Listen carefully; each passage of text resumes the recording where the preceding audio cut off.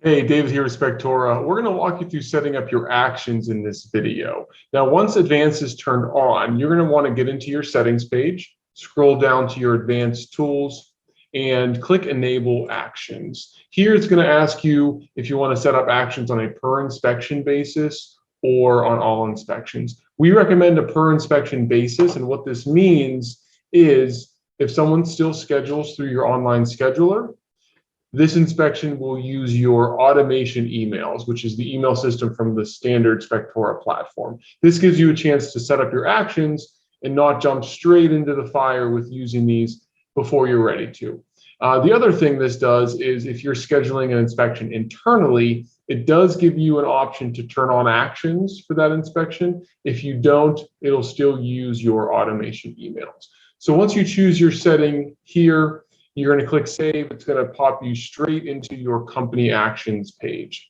Now, what we'll do here is we'll pull over your automation emails to give you a head start. I chose to leave mine blank so we can kind of start from scratch and build our actions as we go. So here's what we'll start with. We're going to start with a couple confirmation emails specific to different services. So in any of your folders here, when you click these horizontal lines, you'll open up your folder. You can click add action. Now here, the first step is choosing the event. This is going to be the timing of the action. So for a normal confirmation email, 0 hours after the inspection is scheduled, this is perfect for us. So we'll click next. Next, we want to come up with our rules. So this is the scenario in which this action will fire. So I'm going to click add rule. It's going to give us 3 options. The first drop down is if it has or does not have any specific thing. We're going to click has. The second drop down, you'll see options such as agreement signed, inspection paid, property details, services, and so on. So for our confirmation email, we're going to click service, and then we're going to get our list of services, and we're going to choose residential inspection. We're going to click next. Now we're going to choose our action. This is basically saying, will it be an email or will it be a text message? We'll keep it with email for now. And we can also name our action. This is purely internal, just helps you recognize which emails are sending easily. So we're just going to call this home inspection confirmation. Let's click next. Now we get to the body of our email. So under the to line, we're going to select clients. You'll see a lot of options here. Clients, clients agents, selling agents, the most common ones. We do have options where you can add attorneys, admins, insurance agents, transaction coordinators. A lot of things we can customize here. For now, we're going to keep it simple with clients. We'll give it a subject line. And with the body of the email, we can utilize our placeholder list on the right-hand side. This is a searchable list, so if I want to put in the client's name, I'll just search client, click my cursor where I want it to, click client first name, and there we have it. So now we can customize our email for the client for their home inspection. Once you save your email, you'll see this set up looking like this, with the name of your action, who it's going to, when it's sending, and what rules must apply. So let's set up another one. I have a condo inspection service as well, and let's set up an email for that. So we're going to do the same thing, 0 hours after the inspection scheduled. We'll click next. Let's add our rule. If it has the service, commercial inspection rather. So we'll do an email for this. We can call this commercial inspection confirmation. And in the body of our email, once again, select who you want to go to.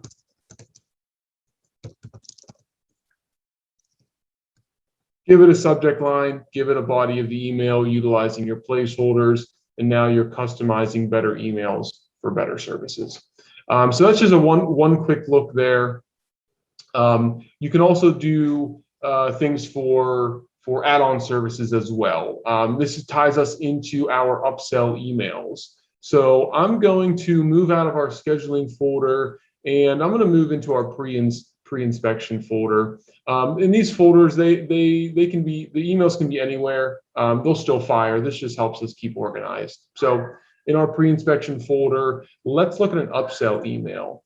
If I want to remind my client that I offer Radon, if they haven't purchased it, this is how we're going to do it.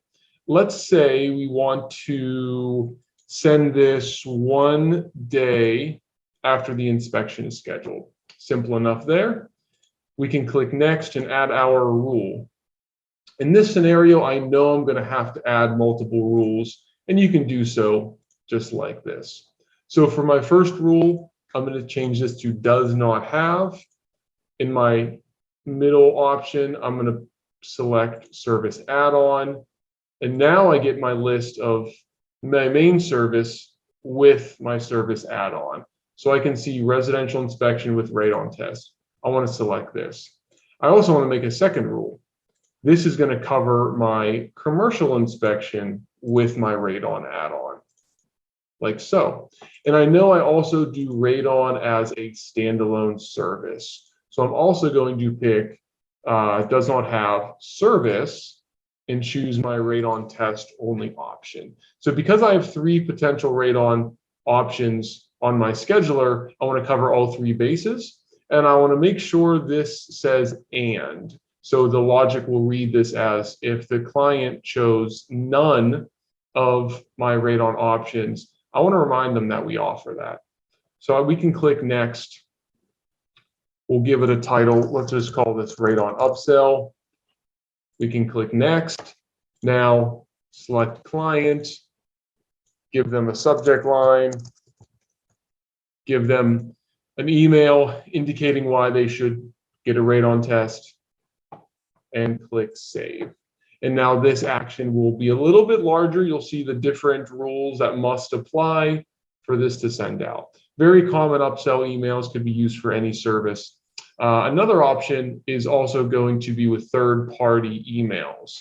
So what I also have here is a termite inspection on my home inspection, a termite add-on rather on my home inspection, and a termite add-on to my commercial inspection. So I'm going to move back up to my scheduling folder. We'll just put this here. Let's click add action. We're going to say 0 hours after the inspection scheduled. This is perfect. Now the rule is going to be if it has the service add-on, residential with termite. We're going to add our second rule, has service add-on, commercial with termite. Now, here's where we want to change the logic because we don't want to require both of these to be picked. We want one or the other. So up here in the top left, we're going to make sure that this says to trigger this action, any of the following must apply. You'll see this change to or, and now if one or the other is selected, we can get our third-party emails sent. So we'll click next, and we will name this termite third-party email. Simple enough. Click next.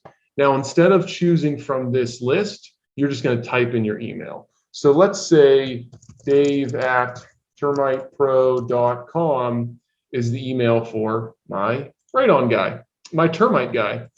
We can give him a subject line, new termite, and now we can use our placeholders to give my termite inspector the information I want.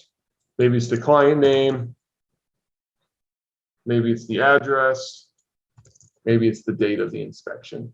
So you can customize this as much as you want to give your third-party inspectors, contractors, the information that they need. So we'll just click save here, and we can see our email pops in there. These are very common emails for clients. You can do something similar for agents as well using these rules. Now, the other thing I want to touch on is agent tag. So this is something a little newer where you can now tag an agent to receive or not receive specific emails. So if we get out of this page, we're going to go to our contacts page. Typically, you can find that from your navigation bar. I'm going to look at my agents. I see Agent Smith. I've already done 4 inspections with him. Let's say I built up a really great relationship with Agent Smith. and I know I'm going to use him probably once or twice a week. You'll see this new tags line on the right. You can click the pencil and I can tag anything I want to here. I'll just call him VIP. Now these tags are internal. No one else is going to see them but the admin that work in your office. Once I tag him VIP, I'm going to go back to actions. Let's say I don't want Agent Smith to get too many follow-up emails because maybe he doesn't need them at this point. I want to scroll down to my post-inspection folder for my clients' agents. I can see I have one for 3 days after and one for 7 days after. I don't want my VIPs to get that 7-day follow-up. So I'm going to click Rules. And we are going to select Does Not Have Client Agent Tag VIP. And we're going to leave it there. So anytime I use an agent who's tagged VIP on an inspection, they'll still get the 3-day thank you. They won't get that 7-day follow-up. So this is a great way if certain agents don't need certain emails, or if you do want to have custom emails to only a few agents, this is an amazing way to do it. Now the last quick thing I want to showcase in this video is how you can set up custom scheduling fields to send special emails. I'm going to use the scenario of if a client will or will not be attending a home inspection. So I'm going to go back into my settings page. I'm going to scroll down to scheduling options. And at the bottom of this window, I will see custom scheduling fields. So let's add a custom field. And I'm just going to say, will the client be attending? I already have this in here. And under the field type, there's a couple options. Checkbox is most common, as well as drop down.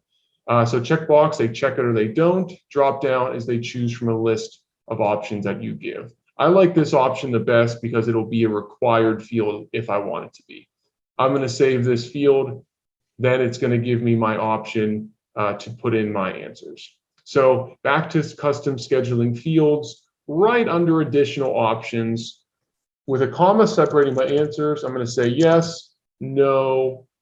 I'm going to check the box to require an answer during scheduling. Simple as that. Now, if I go back to my actions, let's say I want to create an email under the rules. If the client is attending, they get one email. If the client isn't attending, they get a different one. Let's put this in publishing just for fun. I have a handful of emails here already. I'm just going to create a new one. Let's say I want to send this email 10 minutes after the reports have been published. The rule I want to add is has. I'll keep it there. Now we can see our custom scheduling field option. And now we're just going to choose our question. Will the client be attending? If this answer equals yes, now we can customize a special email. A special publishing email to the client could say, glad we could talk today, great meeting you, anything to that extent. Customize your email and your subject line and click save. Now we can do the very same thing, but flip it. We can trigger an email to send 10 minutes after the reports are published. This rule will say, does not have custom field, will the client be attending equals yes. There's two ways to do this. This is one way, or you can go back to has the custom field, will the client be attending equals no. They'll get the job done the same way in this scenario, but you can do it one way or the other. Once we click next, we'll get to the email. We'll send it to the client. You can customize this a little more, give them a specific phone number to contact you if they do have questions, anything along those lines. So these are some common actions that you can set up in this 30-day trial. Now, of course, if you have any questions, please feel free to reach out to us on the chat bubble. We can set up a call to walk you through a couple more specific actions for what your company needs and we'll get you on your way. Thanks.